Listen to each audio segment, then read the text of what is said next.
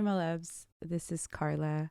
I'm here officially introducing myself to this exciting new adventure that I'm launching very soon. And I've been doing a little bit of mental rehearsal of how am I going to introduce this beautiful creation and how and the why. Um, I'm a hairstylist. Many of you who are going to start following me, I'm a hairstylist or hair artist over 18 years now. I'm a mom, and I decided to do this to show my loved ones and the new tribe who will be following me in this beautiful adventure of this creation, my podcast, Karla After Dark. And the name started uh, from my friend. I was telling her I was blocked of how I'm going to introduce this creation. And she says, girl, like you work.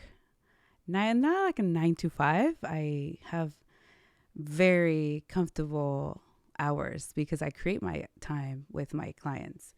And so when she said, and I asked her, why you said Karla After Dark? And then she goes, because you work and then you're going to do this after dark, which I thought it was amazing. I was like, oh shit. Yeah, you're right. I'm going to do this after dark. So, with that being said, the reason why I decided to create this and actually manifested with a beautiful team, and I will introduce them eventually throughout the podcast. And God, the universe always aligns the right people at the right time.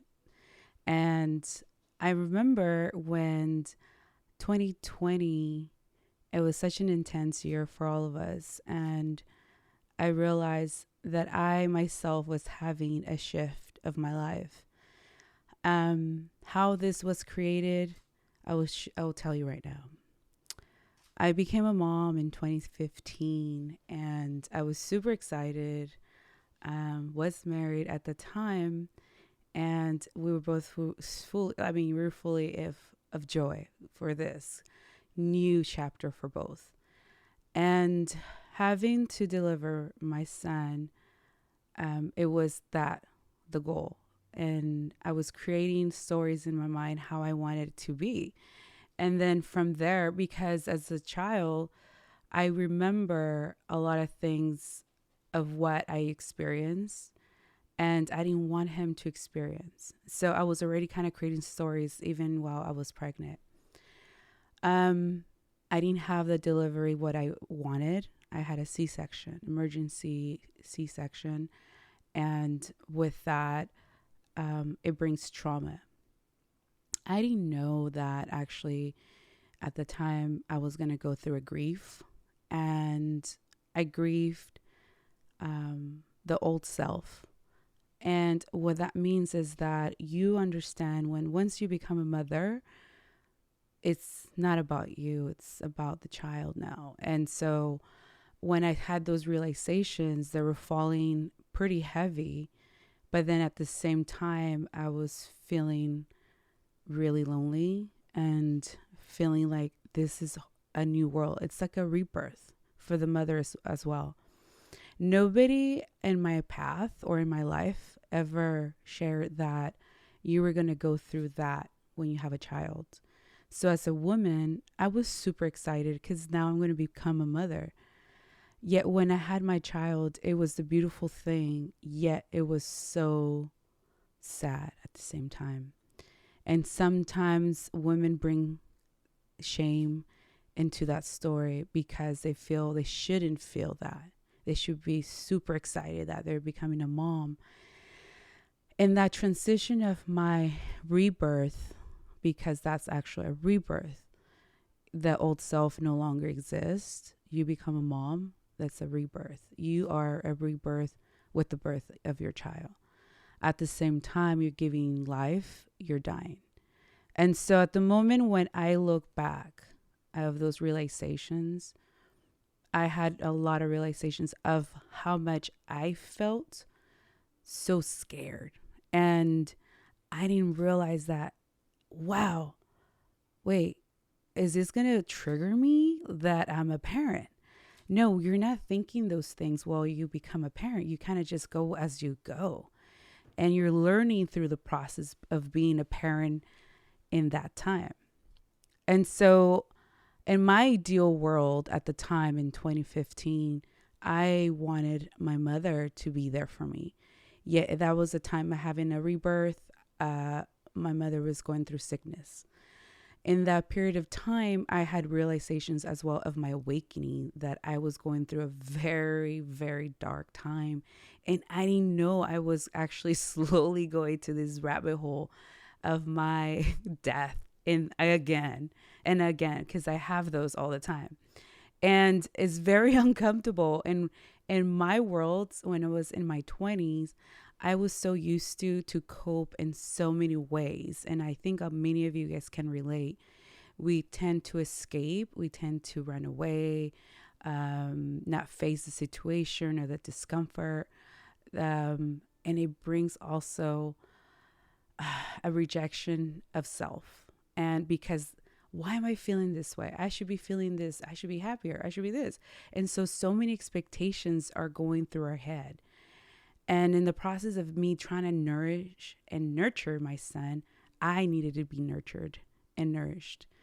And I didn't know how to balance that.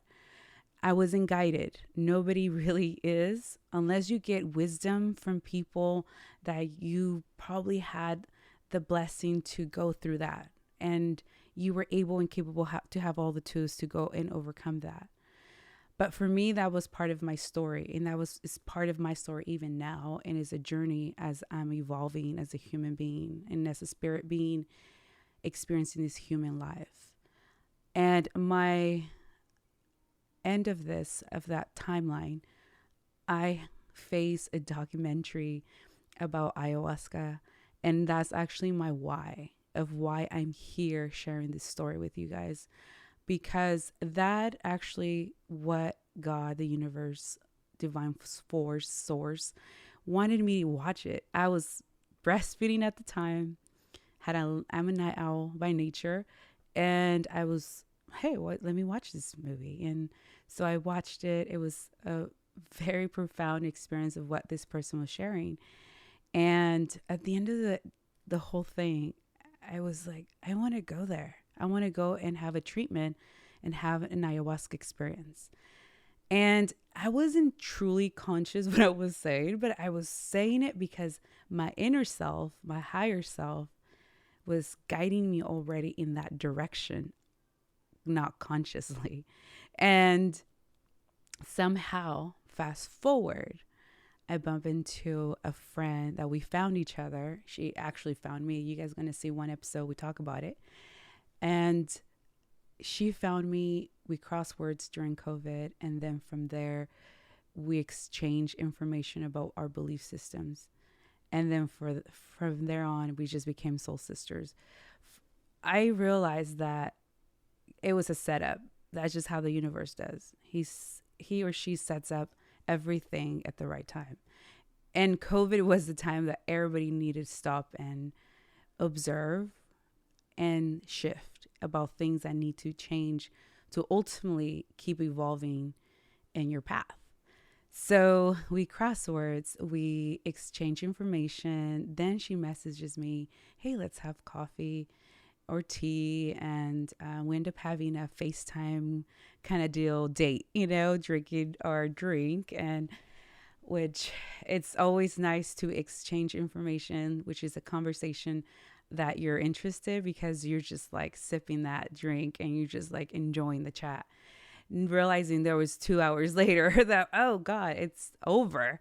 And she was telling me about ayahuasca in between. So that's what took our whole conversation spiral.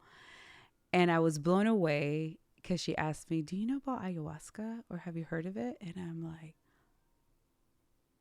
my eyes just went big. I was like, what the? And in that moment, I wasn't thinking like, oh, I'm going to have ayahuasca experience in 2020 during COVID. What she told me is that she went to have an experience of ayahuasca and she wanted that to happen here in our town. And I was like, no, this is not going to happen. And she's like, yeah, I have this guy who's a facilitator and he's here and he's willing to come if we have a group of 16 and 20 people. And I was like, I'm there. I didn't even like question it. I said, I'm there. I normally am very cautious when it comes to anything that is considered a drug, consider that something that normally is not legal. Let's just say it like that. And when she said, yeah, we can sit up this day, and obviously we're all free because we're not allowed to be surrounded by no one. But this is our sacred ceremonies that I consider now, which the people that go there are meant to go there because their higher self basically guided them to that experience.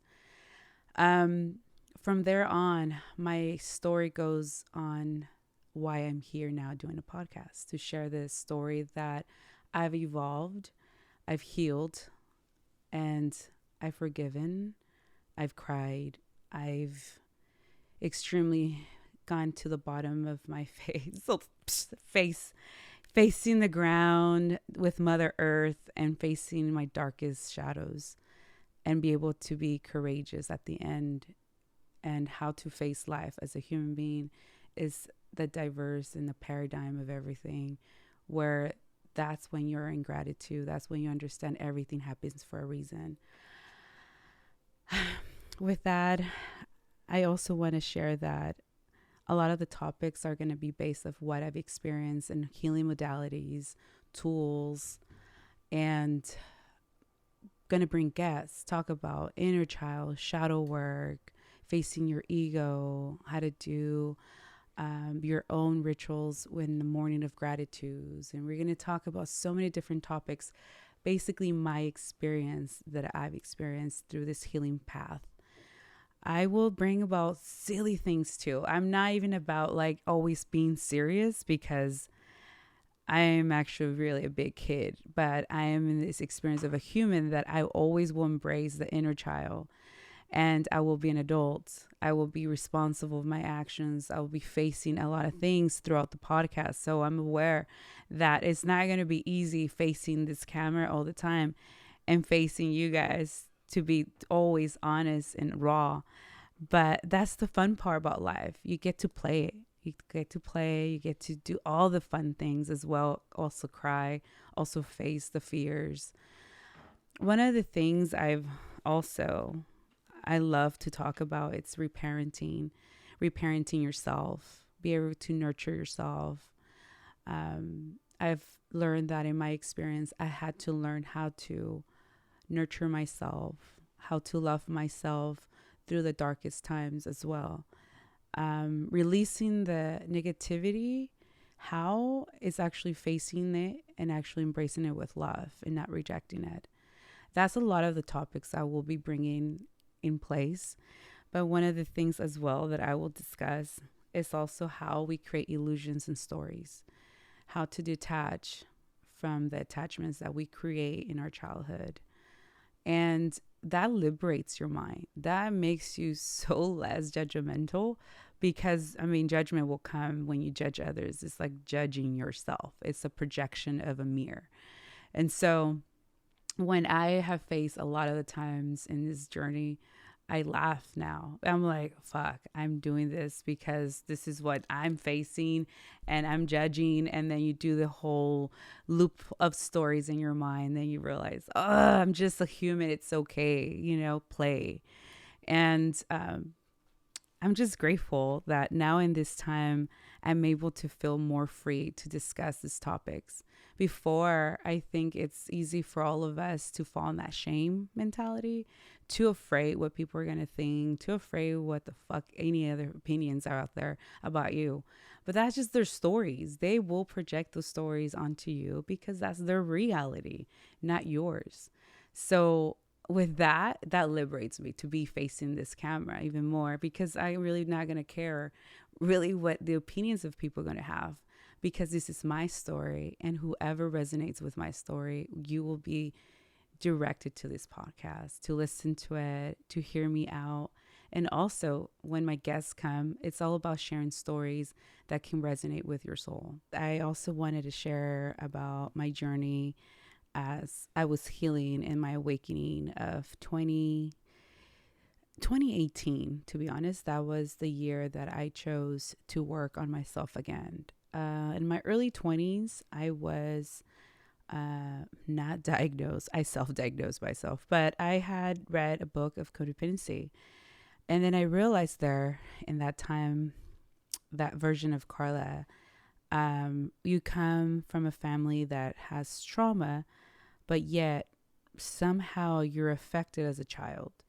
Codependency is very common for people that didn't know how to express their feelings, and you end up being a people pleaser, and you never really want to rock the boat. You're just kind of like, ugh. So you bypass a lot of your feelings. You invalidate your feelings and your thoughts and your opinions at times. And then there's times that you go to the extreme that you want to be heard, but then you become so toxic within that now you're not knowing how to express, but you're just expressing with a lot of anger. At this time of my journey in 2018, and now I'm a mother and still married at the time, I realized I was having a lot of issues with just be able to be more bonded with my child. I wasn't disconnected from him. I just didn't know how to mother myself while I was mothering him. I wasn't getting the full effect of having that support system with my mom. That was the time when I was sharing. She was getting sick about her body. And at the time, we were all sharing time to take her to the hospital and the clinic, checking her vitals and so forth. As that journey goes on my path, 2020 is when they hit me hard. And that's when I decided to do ayahuasca. And from ayahuasca, then I discovered other methods. I started looking into plunges. I was doing a lot of breath work, a lot of meditation, a lot of inner child meditations, a lot of shadow work. I was I overwhelmed myself to the point that I needed just like, you know what, you need to stop and start integrating. Integrating means for me is that now everything that you've seen in a message, in a ceremonial way, you see visions, you see old timelines of yourself, you face a lot of your darkness. So a lot of those journeys with ayahuasca, you get to experience a lot of those darker and very fun experiences. But at the same time, it's a way to shake your emotions. It's to shake. I always explain it as it's a carpet, like you're a carpet, and then you haven't been dusted off for a long time. Ayahuasca does that. It shakes the fuck out of you. It just, and you just shook with so much that you just don't even know what to fucking think at the moment. But as that ceremony is happening, at the same time, you're purging a lot of your own hurt, a lot of your suffering, a lot of the illusions, a lot of your attachments. So one of the methods after that I hold on to more than anything, I'm super connected. I'm connected with rape. Rape is a tobacco leaf that is pulverized. And so from there on, I've been attached to it in a healthy form. It's my, let's eradicate attachment. It's the tool that I use the most because I realized that that one gets me aligned so quickly. If I feel blocked, if I feel that I'm out of balance, or I feel like I'm off beat, I'm not flowing in my creativity, or I need to sit down and meditate or pray, I go to rape. A lot of people call it hape. Rape is from the Amazons. And so I'm kind of honoring just more like how they say it. I connect with it and much deeper. I silence my mind when my mind is overly cluttered. But now I am connecting myself a lot more with a lot of breath work and just taking cold showers. That's actually my highest, like my thing right now. One of the things I also include of my why I'm actually creating this, it's also the women who sit in my chair. I'm actually going to dedicate this to them because this is actually what motivated me, really pushed me to be able to discuss things that I already discussed with my clients. And then I was thinking one day, well, how are they going to know about me? You know, if I don't even put myself out there, right? So one of my clients told me, you know what, Karla? One of the things I appreciate, not just the fact that I do my hair with you, is that I can really be myself and I can share things that I normally don't share with anyone. And that hit me hard because that tells me they feel safe. One of the things that as human beings, it's important for us to feel safe with your lovers, your partners, with your siblings, your friendships, all your relations. And if you don't have that, then you can't be truly yourself. So then you hold back. So what I allow give them permission to be themselves in the chair and be who they are truly without hiding. And when they share stories about what they're going through or their thoughts, and one of the things, I don't hold judgment. My healing will show you in this podcast on the following ones that I will share is that I myself have to face a lot of my own judgments that I had for myself. And I look at them now with so much love. I don't even have, honestly, recently, I don't even have judgment. I haven't even critiqued myself. I'm like, before as a child, I'd be like, oh shit, I did that wrong. Oh, fuck. Then you're like really putting yourself down. And so you criticize yourself a lot and a lot of judgment. So what I myself had to face with my clients is that I'm now giving them that they can face their assumptions of themselves, the criticism of themselves, and then they can hear themselves speak. And I will repeat it at times, what they've said or what I've heard. And I don't judge it. It is what it is. That's just really my motto. Like, that's just the experience. That's just the thought. And the more we detach from the illusion, it's even better because you're not holding judgment on yourself or others. So those women that when they will tell me like, wow, I feel so much better. Not just the hair. They always say, it's not just the hair. It's the whole experience with you, Karla. And honestly, I am a fucking badass hairstylist. I am. But to be honest, I honestly come because they want to sit and listen or they want to vent. So yes, I will call it hair therapy. Okay. So that's what it comes down to. Hairstylists become therapists. Your bartenders become your therapists too. But to be honest, that's a toxic form. For me, I'm just like, you're investing in a service with me, but you're going to get so blessed and so excited about your life after you leave. Because honestly, that's how I live my life. I'm excited every time. It's intentional. And I realize the times that are very dampy, they're very cloudy. That's okay. One of the things that I will share in one of my episodes about me when I had the experience of ayahuasca is that was actually my first lesson. And I will explain what's ayahuasca, but in short term, ayahuasca is just a medicine, a plant medicine from the Amazon. And it woke me so much. Like, I have to face the true self of me. And that was the realization. I realized that when people say, you already have everything you need and it's all within. I saw it. That was what threw me off. I was like, all this years I was like holding this, holding that. And then when I talk to my clients, that's what I talk to them about. I tell them how exciting is life or how to shift the view of your life. Because honestly, God, the universe, always working for us, making it happen for us. It's nothing to, oh, how dare you change my plans. That's just the flow. And frequency and energy, that will be one of the hottest topics to explain to you guys, that's our energy that we walk in a human form, energetic. That's one of our layers. So when people say, I'm a little drained or I'm a little tired or I feel off, it's because their energy field is pretty much clogged up. Let me just put it like simple words. It's attached to a lot of shit, Let's just put it like that. Crap.